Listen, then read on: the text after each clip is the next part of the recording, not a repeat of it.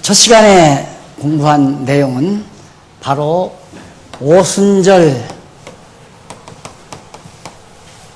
때에 강림하신 성령이 강림했다고 하는 하나의 표적으로 방언이 있었다. 근데 그 방언은 모든 사람들이 다 자기 나라 언어로 알아들을 수 있는, 전하는 건 베드로가 자기가 사용하는 말로, 헬라 말로 복음을 전하는데 듣는 사람들은 모두가 다 각자가 자기가 사용하는 언어로 듣는 그런 방언이었다. 그 방언은 바로 오순절 성령의 표적이었다. 그 다음 이제 고린도 교회에 나타났던 그 방언은 하나님만이 알아들을 수 있는, 사람은 알아들을 수 없는 방언인데, 그 방언은 역시 1만 마디보다는, 그런 방언 1만 마디보다는 깨달은 말 5마디가 훨씬 더 나은 말씀이다. 그러니까 방언은 하나님의 말씀을 전달하는 한 수단이라고 볼 수가 있죠. 그래서 아까 말씀드린 내용을 요약하면 바로 그런 내용이었고요. 그 다음 세 번째로 방언의 내용입니다. 그럼 방언은 어떤 내용을 담고 있는가? 첫째가 거기 나오죠. 한쪽 가로 1번 복음의 내용이다. 복음의 내용.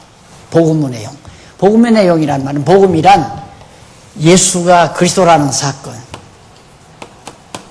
예수는 그리스도이다. 이게 바로 복음이에요. 예수가 그리스도라는 것이.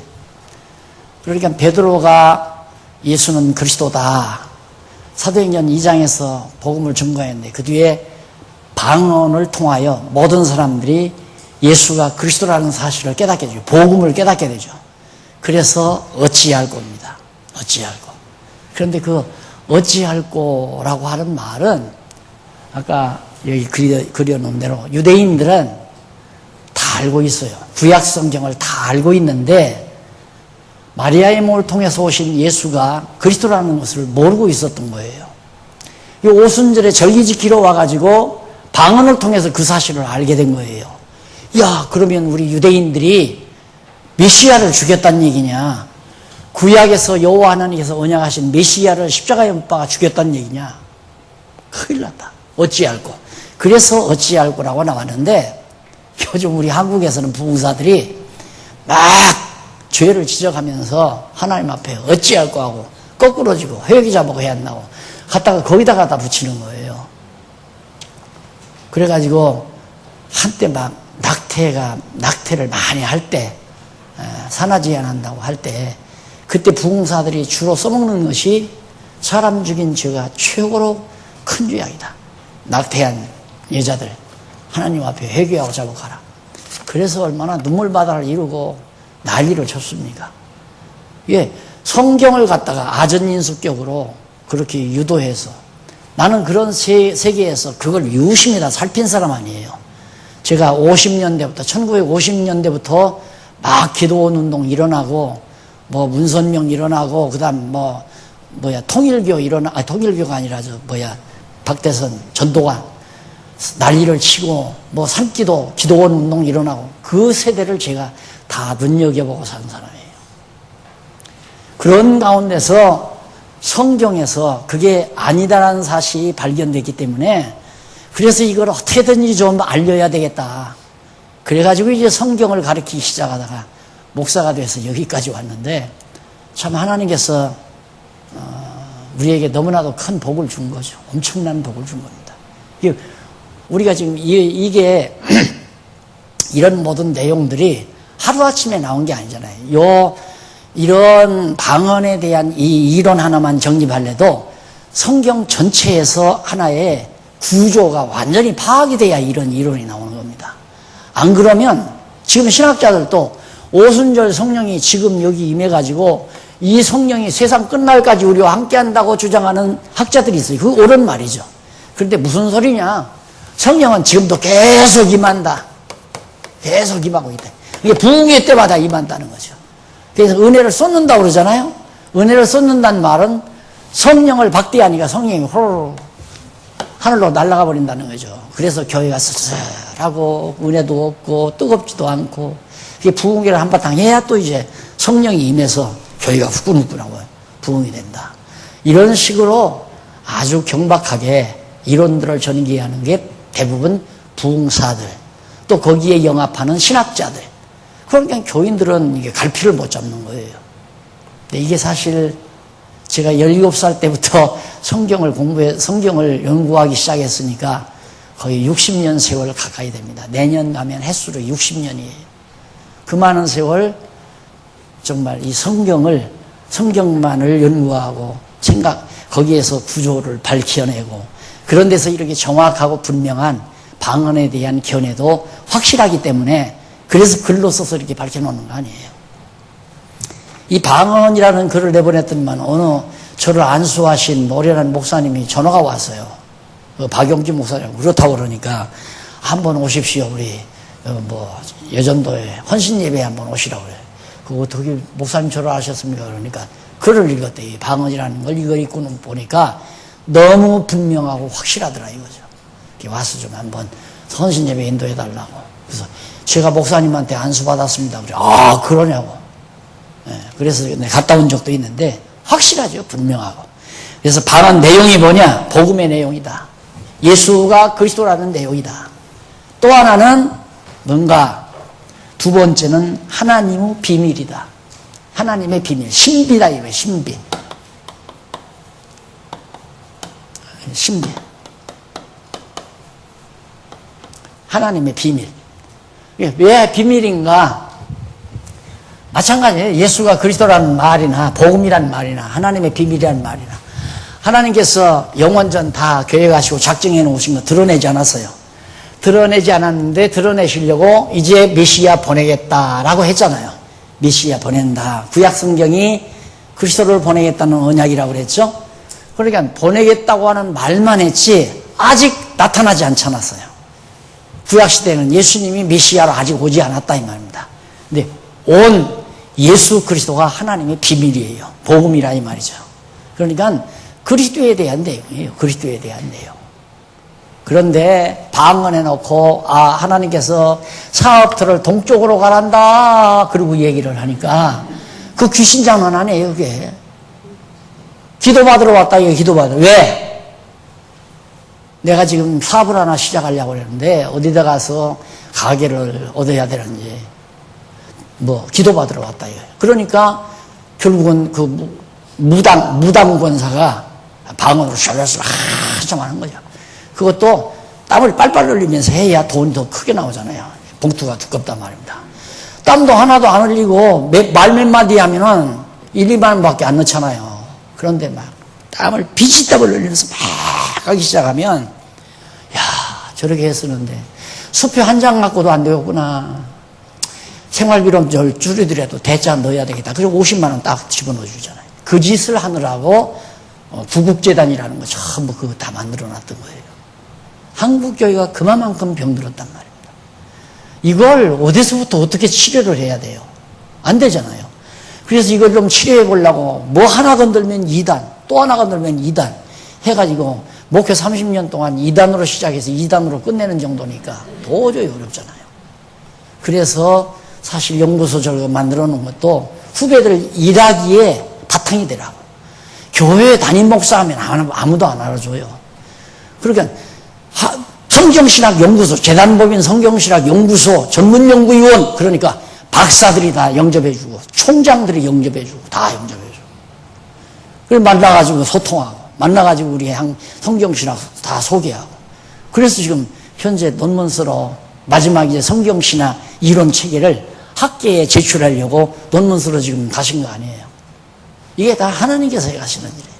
이게 저 머리부터 전도하고 쭉 내려와야, 야, 그 성경신학이 미국 학계, 서구 학계에 완전히 인정받은 학문이래. 그때서야 우물우물하고 한국교회 지도자들 한번 모여들 겁니다. 여기 이제 게스트하우스로 한번 그 연구소에 가서 성경신학 한번 접근해 보자. 근데 영특한 벌써 목사님들은 미리 알고 지금 달려들어요. 미리 알고. 여자 목사들도 영리하더라니까요. 여자 목사들 팀이 지금 2팀이 준비하고 있어요. 9월달이나 10월 초에 오겠다고. 선들바람 들면. 근데 9월 다 차 있죠? 10월에 벌써 그분들은 와도 10월달 벌써 다 차 있잖아요. 이게 다 성령께서 해 가신다. 그런 것이, 그분도 와서 공부하고 하면 내가 좋을 게 뭐예요? 돈을 넣고 가요. 밥을 먹여줘요. 그러나 이 진리가 이제 많은 사람들에게 확산이 되고 고통하는 영혼들이 자유함을 얻는다는 그 생각만 하면 산 보람 나잖아요. 우리 성도님들도 고생하면서 이거 이루어놓은 보람도 있고요. 안 그래요? 그러지 않고 그냥 나 은퇴해버리고 어떤 목사님 모셔서 하다가 이씨야 파벌 생겨서 반대다 찬성이다 난리를 치고 누가 많으냐 가만히 이해하시고 손 들고 오니까 당신들 손 많으니까 당신들이 아니다 하고 여기서 막 들매고 아니다 이씨야 나가라 아무개 목사 나가라. 이건 100% 그렇게 돼 있다 이 말이에요. 나중에는 이거 법정에 가서 이거 고발하고 이게 우리 거냐 내 거냐 싸움질하고 그래서 팔아치워가지고 서로 갈기갈기 나눠가지고 이건 뻔한 건데 그렇게 되게 생겼으니까 한국교회 지금 큰 교회들이 대부분 지금 70여 개 교회들이 자식에게 사위에게 물려주려고 다 계획하고 있잖아요. 그래야 조용하게 생겼으니까 안 돼요. 절대 안 돼요. 예, 정말 여러분들이 이렇게 공부하려고 마음 먹는 것도 나는 예사롭지 않은 일이라고 생각을 해요. 오늘 공부하니까 쏙쏙 들어가죠. 이제 다시 안 해도 알겠죠. 오늘 저녁에 남편한테 가서 표적에 대해서 내가 한번 강의를 해야 되겠다. 이제 단단히 마음 먹는 분도 있을 거예요. 하나님의 비밀이나 복음의 내용이나 같은 내용이다 그랬죠. 비밀은 바로 구약시대에 예언만 됐지 언약만 됐지 나타나지 않은 거 이제 나타났다 이 말이에요. 나타난 분이 예수가 그리스도로 나타났다. 그래서 예수가 그리스도라는 것은 복음의 내용, 이 비밀이 복음의 내용 같은 뜻이에요. 그러니까 방언은 항상 하나님의 비밀, 복음의 내용이 담겨진 것이어야 된다. 그러나 지금은 없다, 방언은. 왜? 성경으로, 신약성경으로 정황부호하게 다 밝혀놨기 때문에 이제 방언이 필요가 없잖아요. 1만 마디 방언보다 이 성경 읽고 깨달은 5마디가 훨씬 더 나으니까. 그래서 방언도 그치고 이제 예언도 없어요. 예언도 절대. 그러니까 방언이나 예언하면 귀신 장난인 줄 알면 됩니다. 넘어가서 방언의 용도, 그럼 방언이 뭐에 필요한가? 이거 다 앞에서 대충 얘기한 내용이요. 첫째가 성령 강림의 표적이다. 나왔죠? 설명 다 했습니다. 성령 강림의 표적으로 용도, 방언의 용도가 쓰여졌다. 그 다음 두 번째는 계시 전달의 방편이다. 계시 전달. 자, 보세요. 예수가 그리스도라는 사실을 그 내용을 갖다가 전달을 해야 되겠는데 아까 말씀드린 대로 디아스포라들이 전부 성령 오순절 강림 성령절에 오순절에 전부 다 예루살렘으로 모였는데 전달할 수가 있어야지. 예수가 그리스도라는 진리를 전달을 할 수가 없단 말입니다. 왜? 언어가 통하지 아니하니까. 그래서 그 복음 진리를 전달하는 계시 전달 수단으로서 하나님께서 방언을 표적으로 사용하시고 계시 전달 방편으로 사용하시고 두 가지 용도예요. 하나는 표적, 하나는 방편. 알겠죠? 표적과 방편으로 사용하신다. 그게 바로 방언의 용도입니다. 그래서 거기 마지막 방언의 시기 이전에 위에 쪽으로 방언의 시기 5번 방언의 시기 위에로 5번째 줄 바꾼데 나오죠. 하나님께서 창세전에 작정하신 복음의 비밀이 언어 장벽을 넘어서서 타락한 인간 육체에 어두워진 이성의 장애를 무너뜨리고 끝까지 전달이 되게 하시려고 방언이라는 계시 전달 방편을 사용하신 것을 알 수 있다. 따라서 방언의 용도에 대한 성경적인 견해는 오순절 성령 강림의 표적과 거기는 언더라인을 해야죠. 그것만 딱 쳐놓으면 되잖아요. 오순절 성령 강림의 표적과 신약 계시의 전달 방편임이 분명하다. 용도, 표적, 방편. 아주 딱 마지막에 마무리해서 딱 해놨기 때문에 여러분 책을 참 제가 잘 썼어요. 그렇죠? 아주 공부하기 좋게 잘 썼어요. 자세히 읽어두면 막 복잡하게 이렇게 설명을 하다가도 그걸 딱 아무려서 김밥 말아놓듯이 딱 말아놨잖아요. 그것만 언더라인 딱 해놓으면 여러분들이 가끔 아무라면 쑥쑥 들추다 바로 언더라인 하는 것만 딱, 맞아. 확신이 딱딱 들어오고 누구를 만나도 쉽게 이렇게 이야기할 수 있는 그런 정도. 그래서 글쎄요, 앞으로 지금 5달 동안 1권을 마치기 위해서 5달 동안 한다는데 여기 오신 여러분들은 분명히 하나님께서 여러분들은 입을 열으시려고 오지 않나 이 생각이 자꾸 들어요. 왜 근데 갑자기 이걸 공부하자고 하느냐 이거예요.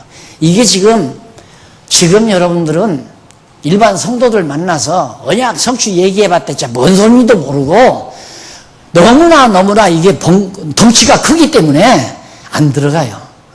그런데 이런 표적 하나 딱 붙들고 또 방언 하나 딱 붙들고 딱딱 얘기하면 흔들려요. 그냥 흔들려요. 상대방이 흔들린다면 그러네. 정말 그러네.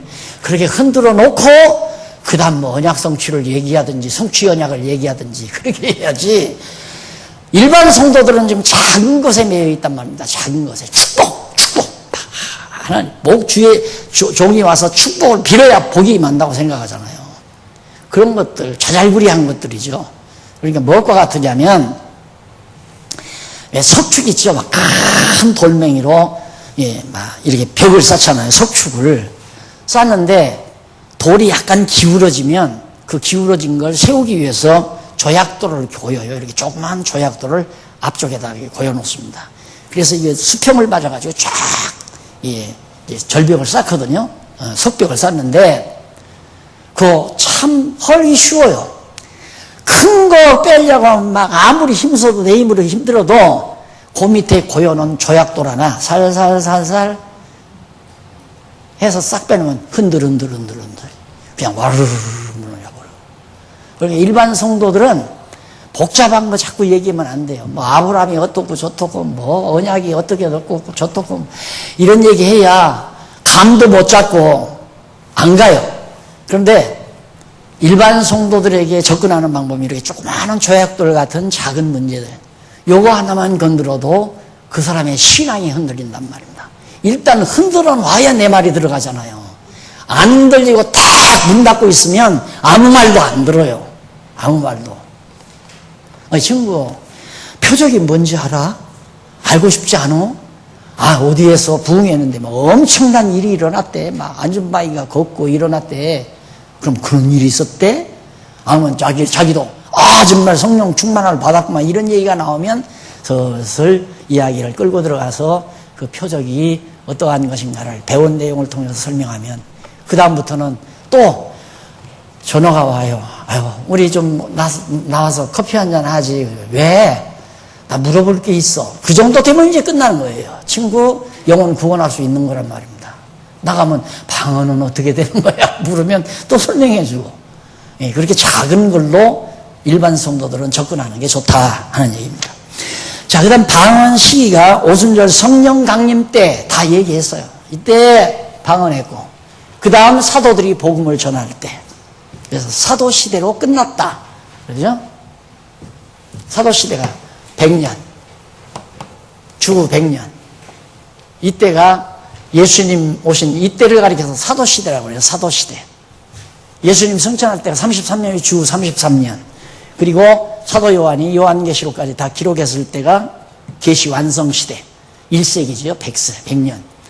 이때까지 신약 성경이 완전히 기록되어 있기 때문에 계시 전달 방편으로 했던 방언이 이제는 필요가 없게 되어 있잖아요. 글로 다 써 있으니까. 완전히 글로 써 있으니까. 그래서 우리 교회, 우리 장안중앙교회는 깨닫고, 느끼고, 결단한다. 그죠? 깨달아, 느끼고, 결단한다. 깨닫는 건 이성으로 깨달아요. 이성으로. 느끼는 건 감성으로. 결단하는 건 의지로. 지정의, 지성, 이성 같은 얘기. 지성의, 감성, 의지. 지정의, 이것이 인격의 3요소라고 그랬죠. 그러니까 우리는 깨닫는 것부터 시켜요. 방언 같은 거 이런 거 느끼게 하는 게 중요한 게 아니라 방언은 안 하죠. 이게 깨닫고 나면 감성으로 느껴요. 아, 이렇게 느껴요, 감성으로. 그리고 나면 아, 맞다 라고 결단 딱 내리죠. 결단 내리면 이제 여기에서 바로 행동이 나와요. 행동. 믿는 대로 행동하는 거예요. 믿음대로 되리라. 믿음대로 되리라. 이 말이 허구가 아니에요. 진짜 믿음대로 돼요. 지금 믿음대로 되잖아요. 예? 장안중앙교회 성령이 세우신다. 그걸 나는 믿거든요. 나만 믿습니까? 여러분들도 믿죠. 믿는 대로 우리가 해놓으니까 되잖아요. 이게 놀라운 거라면 나로서는 너무 지금 너무너무 놀라운 거예요. 놀라운 건 아니죠. 당연히 될 것이 되는데도 안 해봤으니까 그동안에는 자꾸 사람이 하는 줄로 알고 내가 안 하면 뭐가 안 되는 줄로 알고. 그러니까 여러분 날들어 배짱이라고. 나는 배짱이 아니에요. 어떤 분이 예를 들어 교회를 안 하겠다. 하나 걱정이 안 돼요. 왜? 교회 일을 인간이 하는 게 아니라 성령께서 해가시기 때문에 자기가 안 한다고 교회가 안 되나요? 다 돼요. 내가 안 해도 돼요. 나는 그래서 안 하고 싶지도 않지만은 내가 안 한다 할지라도 교회가 잘 될까 봐서 내가 해요. 뭔지 알아요? 내가 안 해도 교회가 잘 될까 봐서 내가 한다니까? 얼마나 약이 오르겠어요. 내가 안 하는데 교회가 잘 되면. 그 말은 뭐냐면 하나님이 나 안 쓰고 교회 일을 잘 되게 한다 그 말이에요. 그러니까 그게 겁나서 무서워서 하는 건 아니지만 하고 싶어서 하기는 해요. 하고 싶어서 하기는 하지만 지금도 그러죠. 지금 뭐 안 해도 되잖아요. 뭐 은퇴했겠다 뭐 도지 먹은 것도 아니고. 안 그래요? 내 지금 강의 4시간 이거 처음에 4시간 딱 해달라고 그래서 이봐라. 내가 이제 지금 한 1년 이상을, 4달 동안을 안 했는데, 야, 하루에 4시간이 가능할까? 지금 보니까 충분하겠어요. 지금 한 20분만 더 오면 끝나거든요? 4시간도 충분하구나. 그러니까, 하나님은 내가 안 한다고 해서 하나님이 안 하시는 분이 아니에요. 이게 다만, 하나님을 나로 하여금 선한 일에 쓰시는 거죠. 그게 얼마나 고마워요. 나로 하여금 선한 일에 써준다는 것 자체만으로 한없이 고맙고 감사한 거죠. 그래서 하는 거예요. 먹고 살기 위해서 하는 것도 아니고 명예 얻기 위해서 하는 것도 아니고. 그러니까 먹고 살 것도 포기해버리고 좌우지간 뭐 장사를 해서라도 먹고 살 각오를 하고 시작을 했는데 믿음대로 되잖아요. 먹게도 하시고 일도 되게도 하시고. 이게 믿음대로 되는 거예요. 그럼 믿음대로 된다는 말이 내 마음대로 믿음이 믿어지는가? 결단하라. 이게 믿음이거든요. 여기서 믿음이 오는, 여기서 믿어진다. 믿음. 여기서 감성으로 느끼고 깨달아 느껴서 믿는다 이 말이죠. 그러니까 깨달아 느끼고 믿어서 행동이 아니라 실제 사실로 이루어지는 거죠. 왜냐하면 하나님의 말씀이 이미 그렇게 약속을 하신 거기 때문에 그 약속을 믿고 맞구나 하고 느끼고 나면 정말로 이제는 나도 그렇게 믿어진다. 딱 믿고 기적이 딱 실천하니까 그냥 되잖아요. 그냥. 이제 앞으로는 누가 이러라 저러라 사람 아무도 없어요. 이거 해라 저거 하라는 사람도 없고 내가 오죽하면 그걸 걱정하는 분에게 청소를 안 하면 어떻게 해요? 꼭 하겠으면 하세요. 하고 싶은 분이 하라 이 말이에요. 그런데 그래도 옛날처럼 뭐 다 짜가지고 뭐 어디는 내 속해가고 어디는 못 속해가고 하고 이렇게 딱 시켜야 일을 해야 되는 거 아니라 그건 옛날 방법이고 좀 내버려두라고. 그러면 안 하면 말지. 그럼 안 하면 다 냄새 풀풀 나면 그럼 어떡해? 안 들어가겠지. 그런 냄새 나는 화장실에 뭘 들어가겠어요? 안 들어가면 어떡해? 그럼 밖에 나가서 하고 오겠지. 그걸 날들어 배짱이라는 거예요. 나는 배짱이 아니에요. 누구 위해서 화장실 청소하는데 자기들 깨끗한 곳에 가서 일 보기 위해서 화장실 청소하는 거 아니에요. 그걸 왜 연보해서 해야 되느냐 이거예요. 말도 아닌 얘기죠. 그러니까 하기 싫으면 말하라 이 말이에요. 맞지요? 그러니까 누구한테도 하라고 하지 말라니까. 이게 지금도 가만히 보면 남 일시키려면 박 목사님의 의도가 그렇다고 딱 딱 한마디 한다고? 쏘가 넘어가지 말라고 그렇게 얘기해도 거기에 쏘가 넘어가. 쏘지 말아요. 나는 절대 누구 일을 시키질 않으니까. 알려주기는 해요. 이 일을 물어보면 이런 일은 있습니다 하고 알려주기는 해도 하라고는 안 해요. 그 말이 그 말이죠. 왜 그 말이 그 말이야? 이 일은 있다고 알려줘야 할 거 아니에요. 이 일 하세요. 그래야 하라는 명령이지. 하기 싫으면 말라고 분명히 하는데 너무 분명한 거예요. 그러니까 얘는 앞으로 우리 교회는 명령자도 없고 잘난 사람도 없고, 오늘 뭐 이렇게 정장하고 넥타이 메고 왔다고 해서 내가 잘난 거 아니에요. 나 예의 지키느라고 그런 것 뿐이고, 나도 반송할 바람에 확 걷어붙이고 이게 탁 이렇게 몸이 났으면 한바탕 하겠는데 얘들 가지고 그것도 안 되고, 그것도 버르장머리 없는 거예요. 사실 어른들 앞에. 안 그래요? 반송할 바람에 뭐 얼마나 자기 가슴이 큰지는 모르지만 과시하면서 이러면 안 되죠. 나도 구닥다리라 그런 생각은 하는지 모르지만은 예의는 갖춰야죠. 성경에는 이 무례히 행치 말라 그랬으니까. 그러니까 잘난 사람도 없고 높은 사람도 없고 명령하는 사람도 없고 다 각자 하나님의 말씀 깨달아. 야, 정말 감사하다. 느끼고 나 이거 하고 싶다. 결단해서 하나하나 행동으로 해지는 거죠. 이것을 가리켜서 우리가 말하는 자유라고 그래요. 자유. 그렇게 소망하고 바라는 자유. 내일 평생 그렇게 바라고 소망하는 자유. 이 진리에서 오는 말입니다. 진리를 깨닫고 느끼고 결단해서 행동으로 옮겨진다. 행동한다가 아니라 행동으로 옮겨진다. 믿어지면 행해져요. 믿어지는데 어떻게 행해지지 않아요? 목사님, 지금 주 밖에 나가면 누가 금가락지 5돈짜리 떨궈뜨렸는데 나 그냥 들어왔어요. 그분이 나한테 그 말을 전하는 말이 믿어지면 내가 나가서 가지고 있겠죠. 기도합시다. 눈 감겨놓고 내가 쫓아나가서. 그게 믿어지면. 믿음은 행동으로 가게 돼 있어요. 그래서 믿음이 있노라 하고 행함이 없는 건 거짓 믿음, 죽은 믿음이나 이 말이에요. 그건 거짓말이에요. 어떻게 믿어지는데 행함이 없어요. 반드시 행함이 따라오는 거죠. 그래서 누가 시켜서 하는 게 아니라 내 믿음대로 행하게 된다. 얼마나 분명하고 확실합니까? 그러니까 날 누가 시키지 말아요. 간절히 간청을 해야 돼요. 목사님 우리 좀 가르쳐 주세요. 그렇게 간청을 하면 내가 그건 들어주지만 나한테 강의하세요 그러면 네가 해라. 나한테 왜 명령해요? 명령할 사람 아무도 없어요. 여러분들한테도 명령할 사람 없고 다 자유롭게 진리 안에서 자유. 그래서 항상 진리, 자유, 진리, 자유. 내가 항상 여러분 사인해달라면 진리, 자유. 여기서 진리, 자유. 이렇게 살아라 이 말이에요. 너무너무 좋은 겁니다.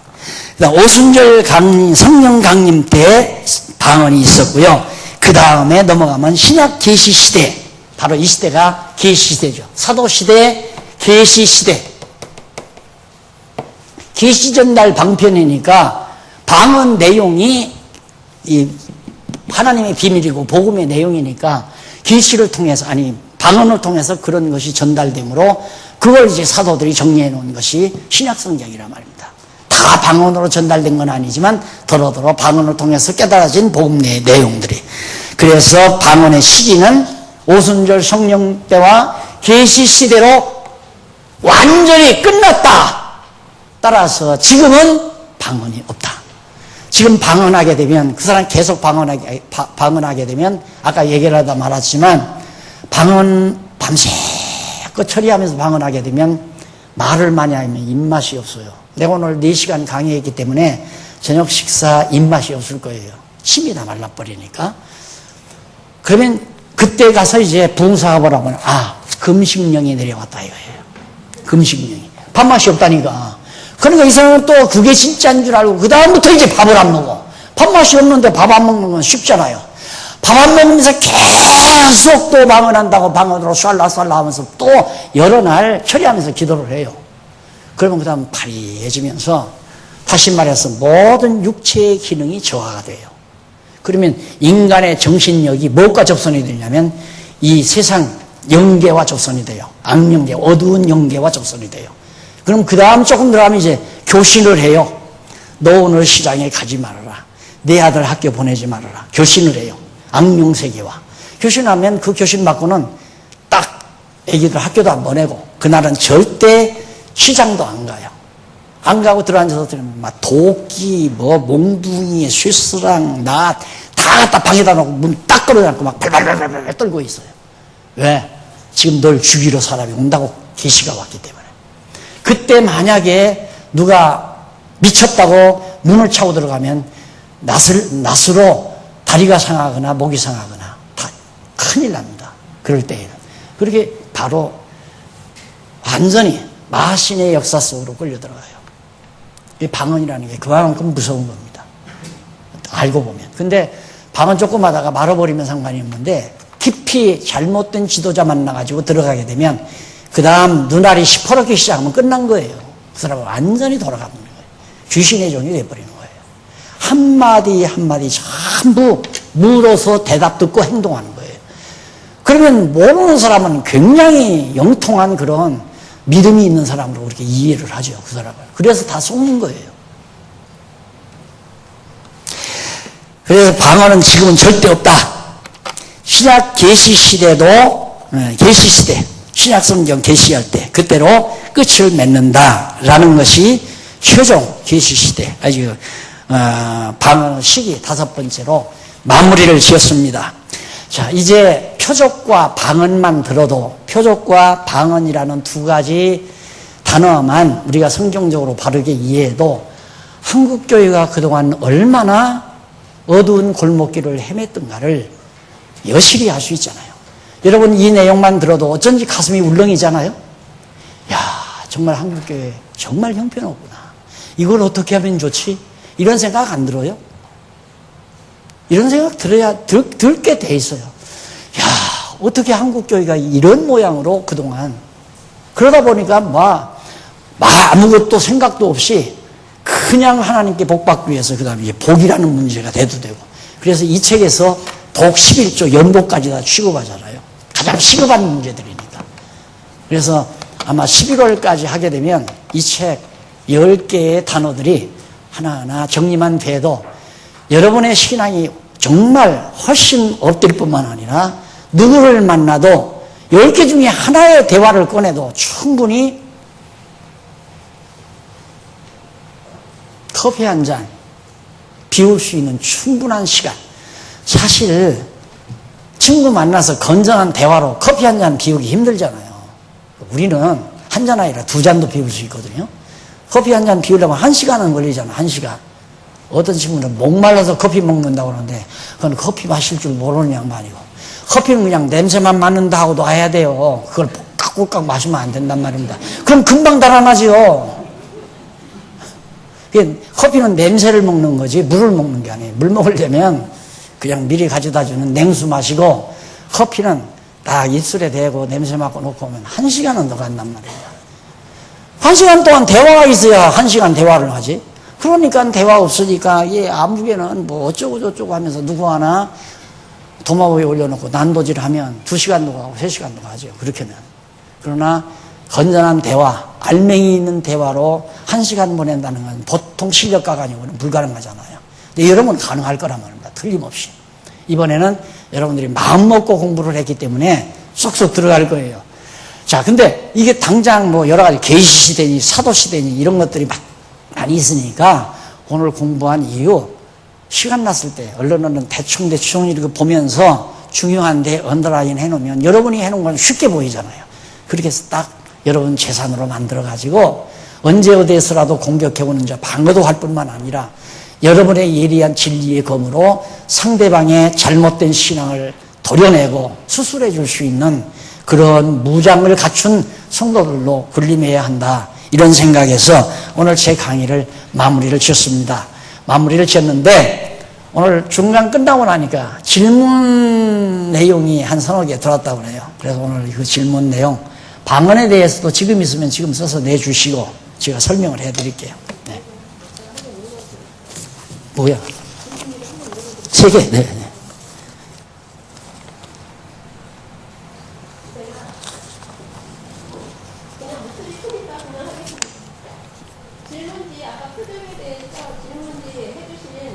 관심 가져갖고 질의해주신 여러분께 감사드리고요. 거기 1번지 보시면 제가 이제 소장님한테 말씀드리는 거예요. 거기는 여러분들이 되는 거고. 안 들려. 그거 안 나오니까 내가 할게. 잘난 척 하지 말고 들어. 누가 보면 되게 잘난 줄 알 거 아니에요. 야, 내가 할게. 질문지 요한복음 14장 12절에 나를 믿는 자는 내가 하는 일들을 그 자신도 할 것이고 이보다 더 큰 일들도 할 것이다 라는 말씀도 사도시대로 끝나는 건가요? 당연하죠. 요한복음이 14장 정도면 누구와의 대답이에요? 누구하고 지금 말하는 거예요? 14장에 너희는 마음에 근심하지 말라 하나님을 믿으니 또 나를 믿으라 하고 시작하는 14장 이후에 12제자들하고 지금 얘기하는 얘기예요. 그러니까 너희가 나를 그리스도로 믿기만 하면 앞으로 너희들은 나보다 더 큰 일도 한다 이 말이에요. 사도들이 더 큰 일 했잖아요. 그 뒤에 보면 사도시대에 그래서 막 교회도 세우고 엄청난 막 옥문이 열리기도 하고 이런 엄청난 일들이 많이 나타나죠. 그리고 오늘날에도 이 말씀을 근거로 큰 일을 할 수 있다고 가르침을 받았습니까? 받았습니다. 큰 일은 무엇일까요? 엉터리 선생님한테 배우셨군요. 누구예요? 예수님보다 더 큰 일 한대요. 예수님은 교회를 못 세웠잖아요. 예수님은. 그리고 제자들을 깨닫게 할 수가 없어요. 3년 동안 데리고 다니면서 얘기해도 예수님께서 뭐 얘기하면 무슨 예수님이 배고픈가 이러면서 예수님을 의심하기도 하고 예수님 말씀을 자꾸 오해도 하고 제자들이 못 알아들으니까 그래서 설명해주면 아직은 너희들이 못 알아듣는다. 그런데 성령이 오셔서 깨닫게 하니까 제자들은 교회를 세웠잖아요. 예수님은 교회를 못 세웠지만은 제자들은 교회를 세우고 세우는 과정에서 엄청난 사건들을 다 치루어 나가고 기적들도 표적들도 나타내고 그 얘기를 말하는 겁니다. 그 다음 이건 됐죠. 그 다음 질문지에 귀신이 있나요? 귀신이 악령인가요? 묻고 대답하고 잘하네. 귀신이 없기는 왜 없어요? 귀신 천재인데. 귀신이 뭐냐면 마귀의 부하들이에요. 사단이 마귀의 귀신의 대장이라면 귀신들의 대장은 사단이에요.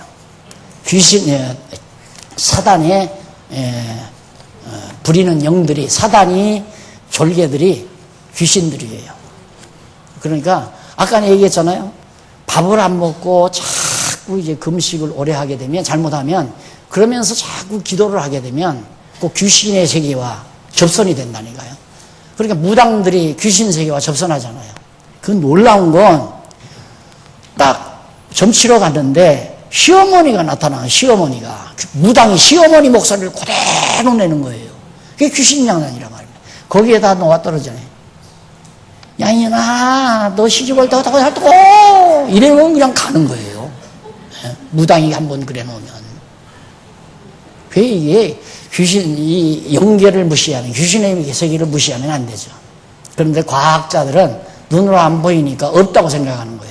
근데 유아학교 학생들은 눈으로 안 보이는 거에 뭐가 있을까요? 그러니까 하나님도 안 보이고 바람도 안 보이고 공기도 안 보이고 독충도 안 보이고 뭐 냄새도 안 보이고 다 일러내요.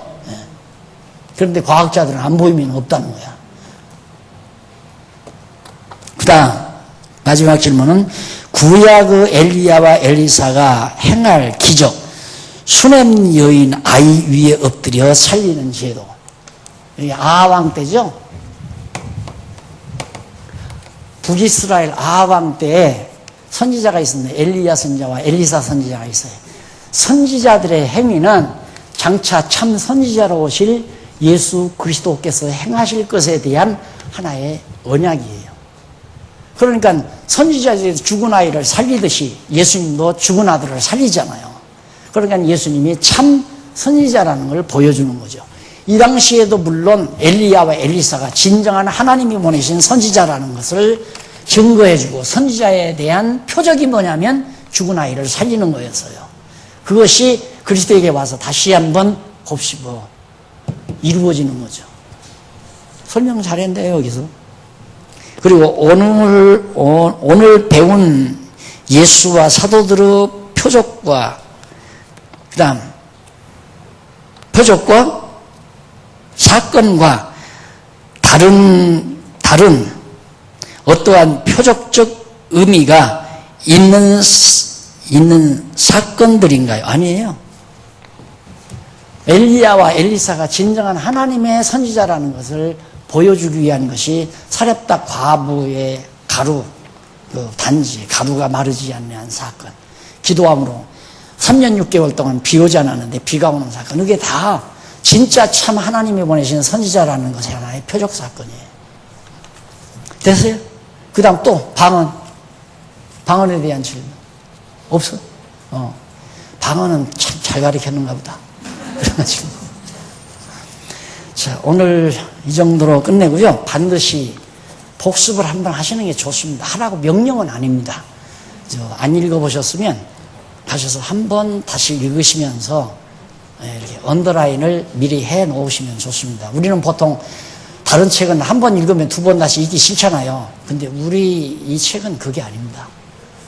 언더라인 해 놓으시고 가끔 머리맡에 놓으셨다가 잠안 오면 꺼내서 한번 보시고 이러면서 무장을 하시면은 언제 써도 하나님께서 무기로 쓸 날이 있으니까 무장해 놔야 전쟁을 하죠.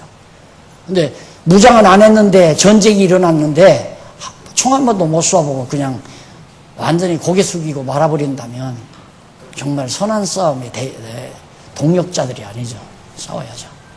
부탁합니다. 기도하십시오. 하나님 아버지, 참으로 우리에게 질그릇과 같은 우리 속에 보화를 담아주신 하나님 아버지 감사합니다.